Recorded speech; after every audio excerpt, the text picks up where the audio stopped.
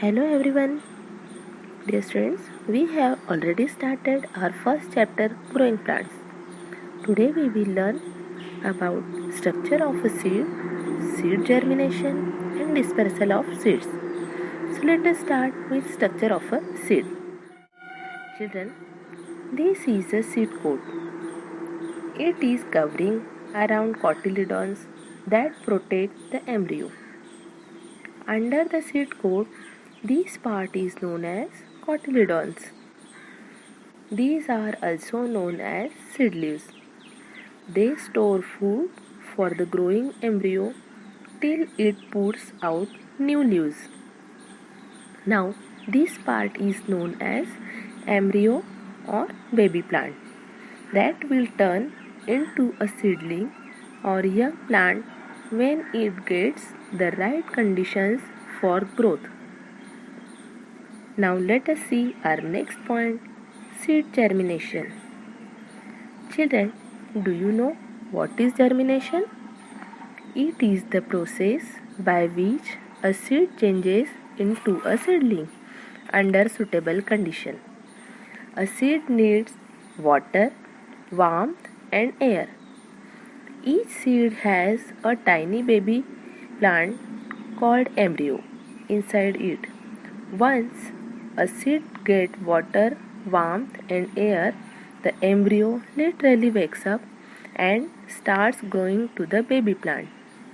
You might wonder that from where this baby plant gets food to grow well. The cotyledons of the seed actually a storehouse of a food for the baby plant. The baby plant starts to grow and the first part to emerges from it called the radicle. It slowly starts growing in the downward direction.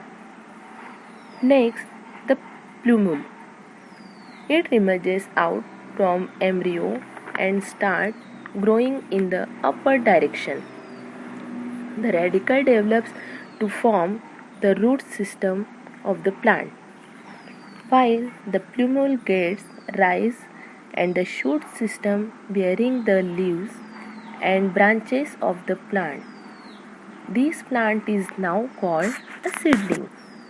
Now it can carry out photosynthesis to prepare its own food. Children, now our next point we will learn dispersal of seeds.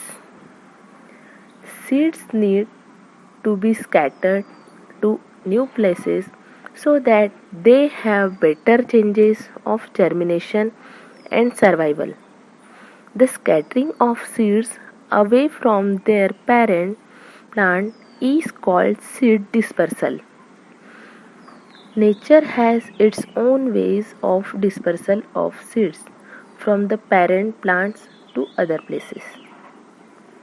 Now first we see how seed dispersed by wind. Some seeds such as those of cotton, madar and dandelion have hair that helps them float in air. They are carried by wind. Now next we see how seed dispersed by water. The seeds of a plant which grow in water or near it are dispersed by water.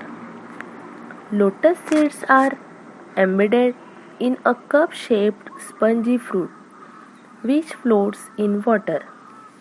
Water helps in the dispersal of seeds. Seeds of some plants such as those of coconut have a fibrous covering which helps them float in water. Now next we see dispersal by animals and humans. Humans and animals eat fruits and throw the seeds away. These grow into new plants. Some seeds have special features that help in the air dispersal by animals. Some plants produce burrs that have hooks at the end of thorns. The birds stick to animal fur and can be scattered far and wide as the animal moves from place to place. Some seeds, such as cherry, are passed out undigested in the droppings of birds. Now we see how seed dispersed by explosion. Fruits of some plants like pea, poppy, and bean burst open when they are ripe and scatter the seeds in all directions. This mechanism of dispersal is called explosion. I hope you understood these contents.